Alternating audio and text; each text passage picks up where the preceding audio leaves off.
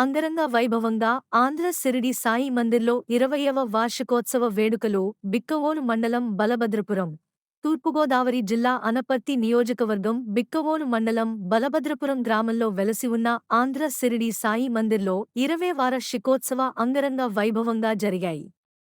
భక్తులు నలుమూలలు నుండి వచ్చి స్వామిని దర్శించుకున్నారు. తెల్లవారుజామున కాకాడ హారతితో మొదలుపెట్టి సాయంత్రం 11:30 వరకు కనులు మెరిమెట్లు గొలుపే బాణాసంచాతో పూర్తయింది. భక్తులు బాబా దర్శనానికి తండోపతండాలుగా విచ్చేశారు. ఆలయంలో భక్తులే స్వయంగా వారి స్వహస్తాలతో స్వామివారికి పాలాభిషేకం చేసి తరించారు. అనంతరం బాబావారికి ప్రత్యేక పూజలు నిర్వహించడం జరిగింది. బాబా దర్శనానికి ఎమ్మెల్యే నల్లమిల్లి రామకృష్ణారెడ్డి, మాజీ ఎమ్మెల్యే సత్తి సూర్య నారాయణరెడ్డి తదితరులు విచ్చేశారు. ఆలయ కమిటీ చైర్మన్ సబ్బేళ్ల పురుషోత్తమరెడ్డి వారికి పూర్ణకుంభంతో ఘన స్వాగతం పలికారు.